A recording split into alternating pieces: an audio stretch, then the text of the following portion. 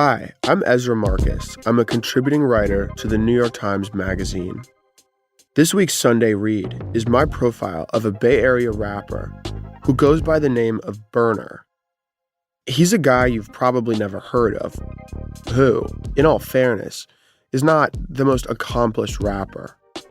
But he somehow always ends up alongside Jay-Z and Kanye on these lists of the 5 richest rappers in the world. That's because Berner is the CEO of Cookies, one of the largest, most well-known legal cannabis brands in the United States, maybe the best known. And what makes Berner fascinating is that, in a way, he embodies the current state of the cannabis industry as a whole. On the one side, a weed industry that's legal and yet completely hamstrung by regulation, and on the other, a black market that's still thriving and even facilitated by the supply from the legal side. A couple decades ago, Berner was working at a medical marijuana dispensary while also dealing weed on the street.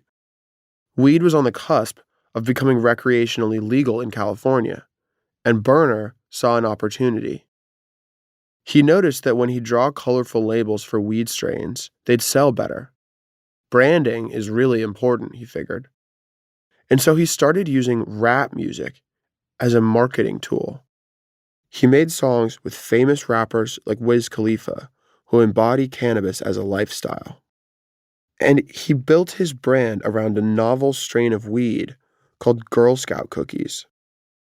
He would give out free quarter pounds of it to dealers to spread awareness. It turned Berner into an iconic figure. By the 2010s, Berner was selling t-shirts and hoodies with a Cookies logo on them. Then, after cannabis was legalized, he partnered with investors who transformed Cookies into a real company. But Cookies is different from these other large corporate cannabis companies, which give off a kind of safe, almost medical consumer product kind of vibe. Cookies trades on the romance of the black market and the subcultural cachet of illegal weed. It resonates with heavy cannabis consumers like nothing else. There are Cookies stores all over the world. Anytime a new store opens, it's like this subcultural event akin to juggalos or deadheads. Cookies obsessives will travel and line up around the block to meet Berner and buy Cookies merch. None of that would be possible without Berner's brilliant marketing. I went to visit Berner at his compound in Marin County, California. It's this giant, nondescript warehouse on the outside, but inside, it's like an upscale WeWork office, but with all these stoner touches. There's trippy Hunter S. Thompson art and hallucinogenic scenes everywhere, and tons of rooms displaying different projects. And then there's a bunch of guys sort of hanging out there. They're smoking, Berner's rolling joints. He's showing me big bags of weed strains he's developing. It's not your classic business school background. It's almost the exact opposite. And so, even though he is, in many ways, the archetypal stoner, Berner clearly has a sophisticated, keen business mind. So, here's my article. How do you make a weed empire? Sell it like streetwear. Read by James Patrick Cronin. Our audio producer today is Jack Disidoro, and the music that you'll hear was written and performed by Aaron Esposito. The closest thing to a bat signal for stoners is the blue lettering of the Cookies logo. When a new storefront comes to a strip mall or a downtown shopping district, fans flock to grand opening parties, drawn by a love of the brand, one based on more than its reputation for selling extremely potent weed. Until recently, the company was largely a West Coast phenomenon, but as marijuana legalization spread east, so did Cookies. A little over a year after recreational sales became legal in New Jersey, the chain opened a new location in a bland outdoor mall in Harrison, its aesthetic landing somewhere in the startup meets streetwear zone between Apple and Kith. I walked over to a large circular table laden with dozens of jars, each containing a different strain.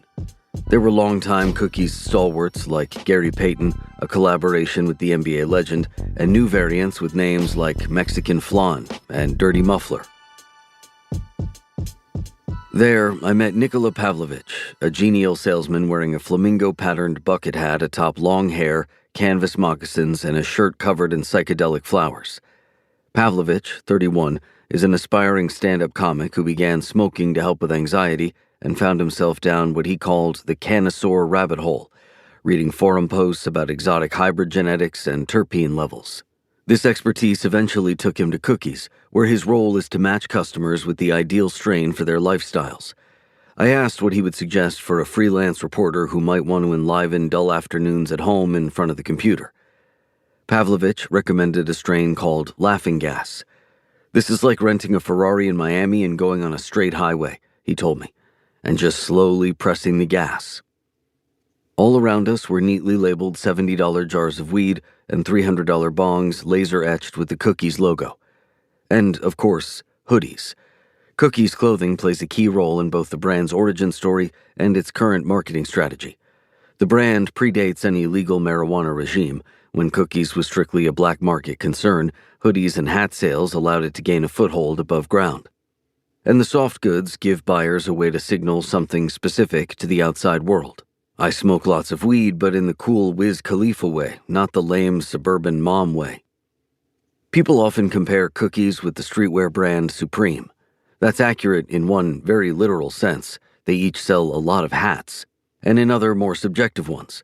They share a penchant for collaboration-based marketing. Their appeal to mainstream audiences is tied up with their implied connections to illicit subcultures, and they've each been expanding rapidly in recent years, thanks to infusions of venture capital.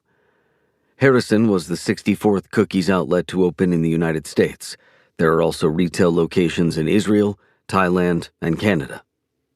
All of it is inextricable from Berner, the stage name of Gilbert Milam, 40, the company's co-founder and chief executive, who spent 2 decades as a rapper with a sideline as a dealer, or as a dealer with a sideline as a rapper. The two roles have long propped each other up, to the point that Milam is estimated by some to be a centimillionaire, though any estimate of his net worth depends largely on how much you think Cookies is worth. He claimed in a 2019 podcast interview to have rejected an $800 million offer for the company. A 2022 report from the journalist Zach O'Malley Greenberg placed his worth at $410 million. Forbes, meanwhile, valued Cookies at a more conservative $150 million when it wrote about Milam in 2022. Any of these figures would make him one of the wealthiest rappers in the world, without him having ever released a hit record or even one that most rap fans have heard of. Many of these estimates were made early on in the Biden administration, when states like New Jersey and Montana were moving to legalize, and there was still hope that Democratic control of the executive branch might lead to quick decriminalization or rescheduling of the drug at the federal level. O'Malley Greenberg recently reassessed Milam's net worth at $250 million. What happened instead was a national patchwork of chaos. Every state's laws and agricultural profile are different, making it extremely hard for national brands to operate within the rules and easy for bad actors to take advantage.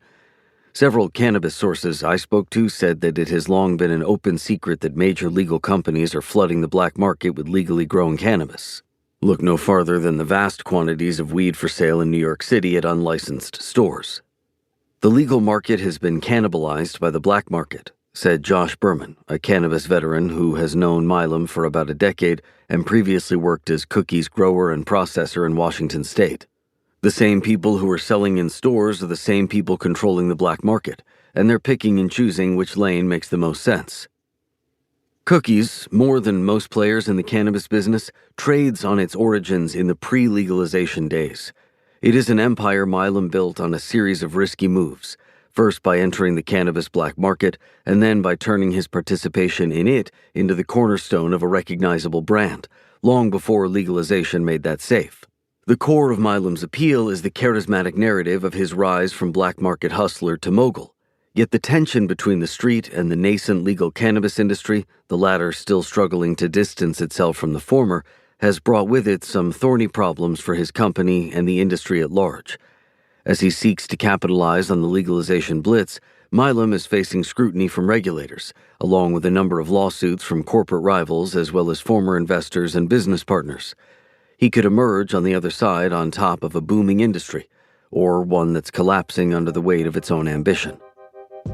Milam recently finished construction on something he calls the compound, which occupies much of a block in an office park in Marin County. There is no public signage. Reflective windows are the only indication that the work being done within might be anything less traditional than accounting. Milam picked the location in part as a safety precaution. Because marijuana remains illegal at the federal level, legal weed companies are largely shut out of the federally regulated banking system, turning stores into cash-heavy targets for robberies. Before this, Milam told me his arrangement was less secure. He recalls employees texting him pictures of piles of cash on a table. I'm like, you guys have no business around all that cash by yourselves in San Francisco, he said. After all, he was no longer a black market dealer, and neither were his colleagues. They were white-collar cannabis executives with backgrounds in business. Even in the suburbs, he remains security conscious, and he suggested to me that the compound was well protected. God forbid someone were to kick in this door right now, we've got a game plan, and you're going to hear some loud-ass rounds go off, he said. Through a representative, Cookies said that this is not representative of his position on the topic of security and personal protection. The compound was only a few weeks old when I visited in late June. Milam led me on a tour through the massive building where some rooms remained under construction. He led me past a room with a bank of monitors where designers worked on product labels to a room with large shelves stacked with jars of weed, new strains in development. Cookie's R&D process involves Milam's smoking buds that emerge from its grow lab and seeing if he likes them. It's the best job in the world, he said. A cavernous space, currently containing not much more than a sports car beneath a tarp, will eventually turn into a soundstage. Milam wants to start a streaming service called Couch Locked Network, where he'll cater to stoners with cooking shows and crime documentaries.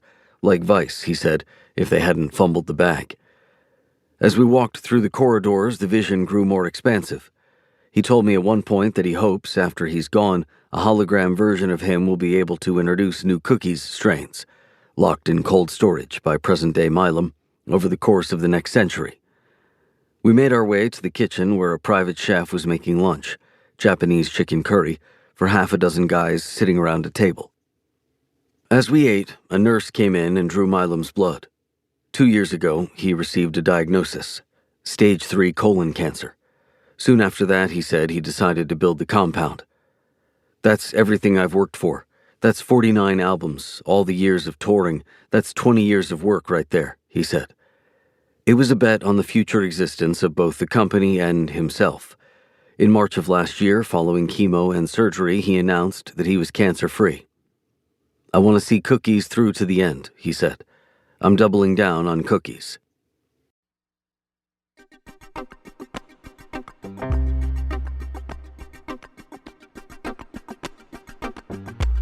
After lunch, Milam and I walked upstairs to a large boardroom with skylight-studded ceilings. A long table surrounded by Herman Miller chairs sat in the middle, surrounded by stoner chic art, trippy optical illusions, a framed Jimi Hendrix poster, a life-size sculpture of Hunter S. Thompson. Milam said he liked to sit there and feel his empire humming around him. He lit a blunt and unfurled the narrative of his life, beginning with his first job in the cannabis industry as an employee at the Hemp Center, a medical dispensary in San Francisco's Richmond district. That was 2002. 8 years earlier, California became the first state in the country to legalize medical marijuana. And though the Hemp Center was fully above board, it was, in another sense, a complete fiction. Anyone could get a prescription for medical marijuana from a doctor advertising in the back pages of the alt weeklies and a complaint about, say, chronic pain. Milam's responsibilities included writing the names of strains on note cards. I just would be high, doodling and coloring my and making it look tight, he said. Customers, he noticed, would gravitate toward the signs he drew. A light bulb went off. Branding actually really matters. In 2007, Milam began releasing a steady stream of music, depicting the life of a smoker and dealer in granular detail. He aggressively pursued collaborations with Bay Area legends like the Jacka and Messy Marv, says Kamel Jacobel, a Bay Area event producer who has known Milam since the Hemp Center days. As a rapper, Milam wasn't exactly reinventing the wheel, but he cleverly bootstrapped a double-barreled career path. Selling weed allowed him to finance albums with hot artists and establish street bona fides, and the music promoted his dealing and status as an early public-facing weed mogul. This dynamic continues today. He's positioned it where his music and his career just fuels the success of his cannabis company and vice versa, Jacobel said. They kind of ping-pong back and forth off each other.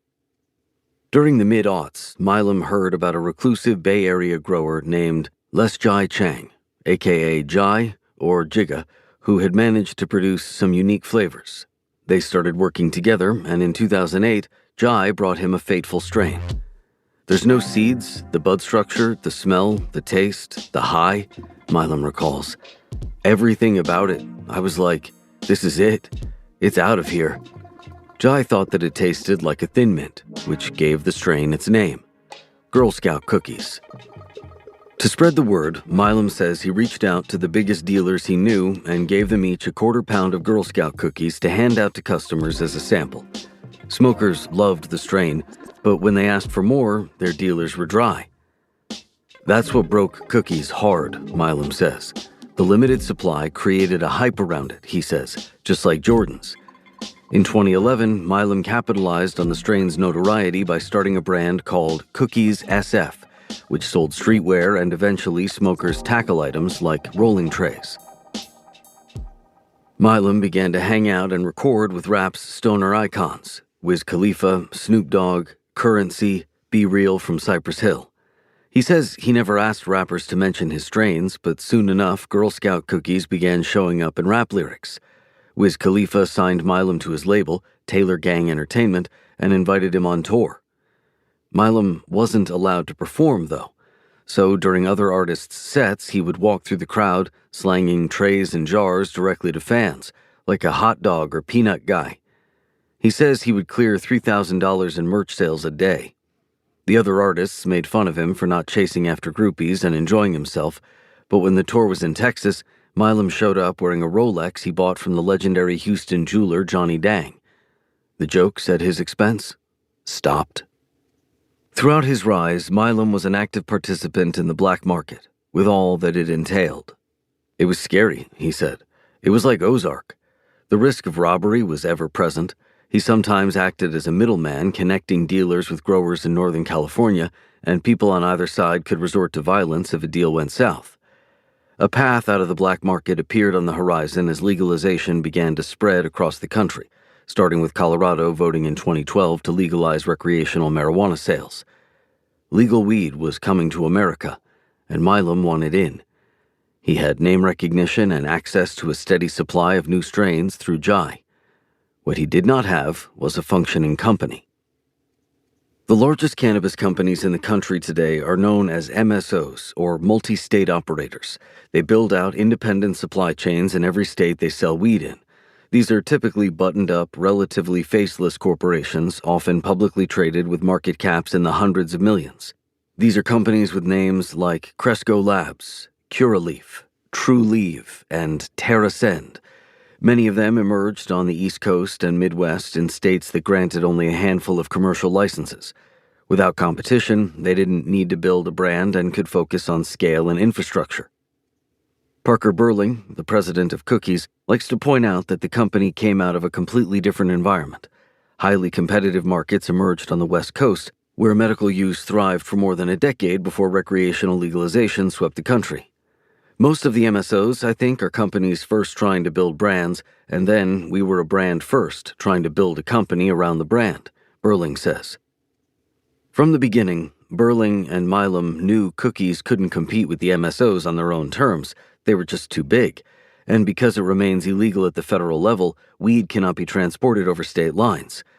Every state, meanwhile, built its own regulatory framework for cannabis, each with a bespoke tangle of tax rates and limits on how it can be grown, advertised, and packaged. This makes for a fiendishly difficult industry to compete in at a national scale. Why would you ever set up 20 manufacturing facilities across the U.S., Burling asked. That's insane, but that's what the cannabis industry is today. To circumvent this problem, Milam and Berling found their way to a strategy similar to fast food franchising. Broadly, Cookies finds people who already have permits and partners with them, allowing them to use the brand name and genetics so they can grow the strains and operate the stores. I look at it as like a league, Milam said. We're not like an NFL team. We're not a player. We're not the coach. We're a league. We're putting people in position. We allow people to play ball. This strategy has allowed for rapid expansion. The first Cookies store opened in Los Angeles in 2018. The company has since opened 69 more. Milam, who has 2 million followers on Instagram, claims that his celebrity gives him a marketing advantage over the MSOs. I can get off with one Instagram post what one of these companies can get off with a $4 million billboard campaign, he said. And I'm shadow banned. And perhaps, unlike any other chief executive in America, he's constantly touring. He spent this past summer opening for Snoop Dogg and Wiz Khalifa in venues across the country, each performance a marketing opportunity for Cookies. In early August, the high school reunion tour stopped at a large arena in Holmdel, New Jersey. Milam played early as the crowd was still filing in.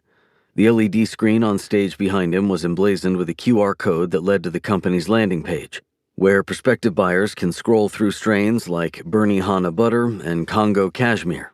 He hyped the opening of the upcoming store in Harrison, produced a case of joints, tossed one to a woman a few rows back, and led the crowd in a chant of hit it, until she took a big puff. This goofy stoner act elides Milam's history as a sophisticated black market operator. Take the stunt he pulled when he gave Girl Scout cookies to dealers. He brags that the MSOs would never be in the position to even put a QP, a quarter pound, in someone like that's hands, he said. I understand the business of weed. Not just the legal business, not just the black market business. They play a role with each other. If it resonates on the streets, it will resonate in the legal market. If people from the streets will go in and buy weed in the legal market, you're doing something damn right. Milam isn't entirely unique in the way he has moved between these two worlds. The black and legal markets continue to exist both in concert and competition with each other. Even as more states continue to legalize the drug, taxes and limits on transporting cannabis keep prices high, allowing street dealers to compete effectively on price with licensed sellers. In many states, the halting rollout of licensing has unleashed unregulated gray markets that threaten to engulf the legal markets before they can flourish. Over the past couple of years, pot, dubiously branded as Cookies, flooded stores across New York State. None of that was legal. Cookies did not have the permits to sell cannabis products in the state, and indeed, the company said it was not doing so. But it could be real Cookies product purchased wholesale in California and shipped cross-country by third-party distributors, or some totally unrelated weed repackaged in counterfeit Cookies bags, which are readily available on websites like Alibaba. Through a representative, Cookies said that it is likely the most knocked off and counterfeited cannabis brand in the world.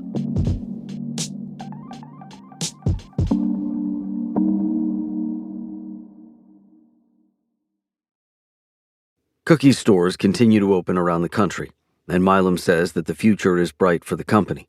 But over the past year, it has been dragged into several legal disputes involving investors, business partners, and corporate rivals who claimed a pattern of unscrupulous business practices by Milam, Berling, and other executives.